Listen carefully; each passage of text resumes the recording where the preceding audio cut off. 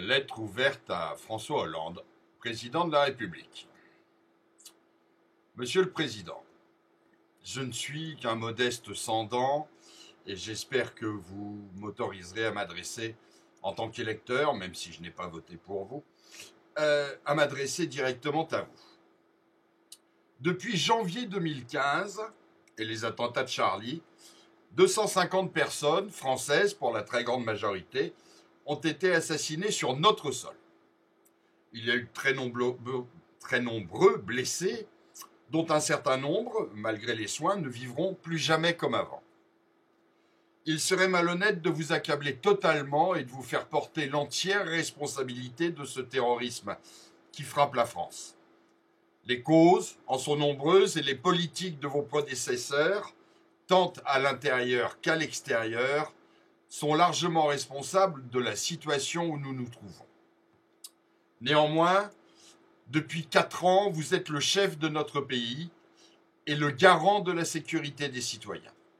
Votre rôle de chef des armées et de la diplomatie vous donne tout pouvoir à l'extérieur et tant votre majorité présidentielle à l'Assemblée que la façon fort décomplexée dont votre gouvernement utilise le 49.3 vous donne tout pouvoir pour faire voter en urgence les lois qui vous semblent nécessaires. Vous êtes donc, sinon coupable des vies ôtées ou brisées de nos concitoyens victimes du terrorisme aveugle, du moins parfaitement responsable de votre échec et de celui de votre gouvernement à protéger les Français. Votre Premier ministre n'a eu de cesse de se déclarer un inconditionnel suppôt d'Israël et de faire la guerre à Dieudonné, présumé suppôt de Satan. Finalement, pardonnez-moi, mais avec tous ces suppôts, c'est nous qui l'avons un peu dans le cul.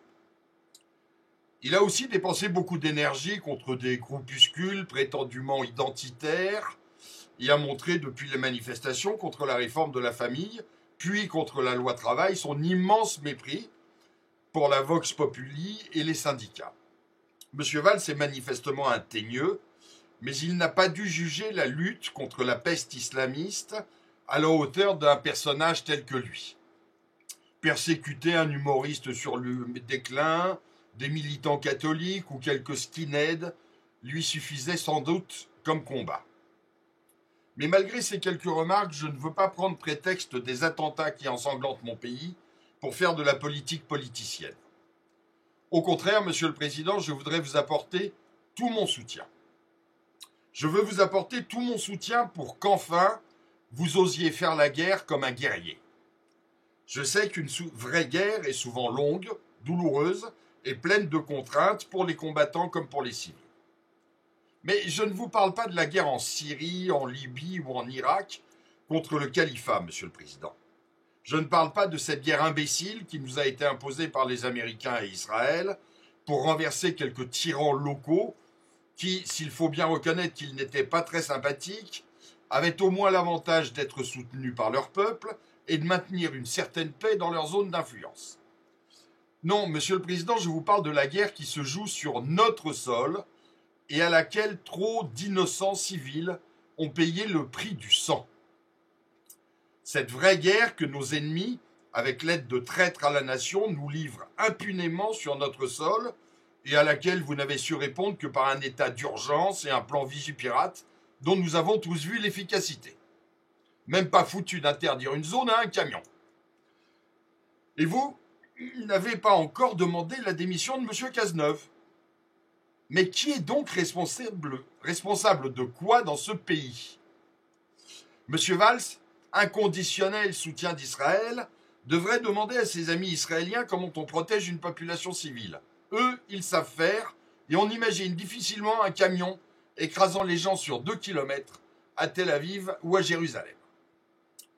Bref, Monsieur le Président, je suis donc en train de vous proposer tout mon soutien. Tout mon soutien pour faire passer des lois d'exception, comme c'est habituel en temps de guerre. Tout mon soutien pour que la police ne se sente plus seulement autorisée à matraquer les citoyens qui tentent de s'opposer à vos projets de loi, mais aussi à pénétrer les quartiers et les réserves de djihadistes que sont certaines villes comme Lunel, Avignon, Toulouse, Nice même, les armes à la main pour faire respecter nos lois. Tout mon soutien pour que la police contrôle mon identité 4 fois par jour, si nécessaire, si dans le même temps, elle embarque sans ménagement quiconque se dissimule derrière une burqa.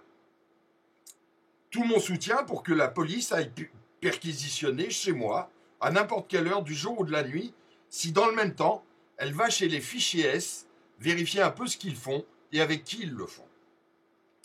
Tout mon soutien pour réduire considérablement mes libertés individuelles, tant que nous serons en guerre, si dans le même temps, cela réduit les libertés de quelques traîtres à la nation de faire couler le sang des innocents. Tout mon soutien pour perquisitionner mes églises et écouter les prêches de mes curés, si dans le même temps, plus aucun imam ne peut prononcer le mot djihad sans être arrêté dans l'heure.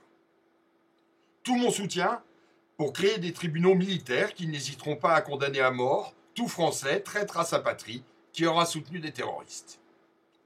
Tout mon soutien pour déchoir de sa nationalité et condamner fermement tout jeune de retour du djihad.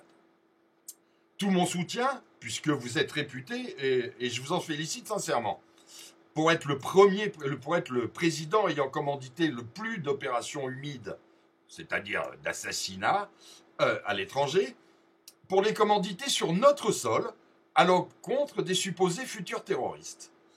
Et s'il y a quelques bavures, n'oubliez pas que la guerre, grosse malheur, et que vous devez vous soucier avant tout de la sécurité du peuple dont vous êtes responsable.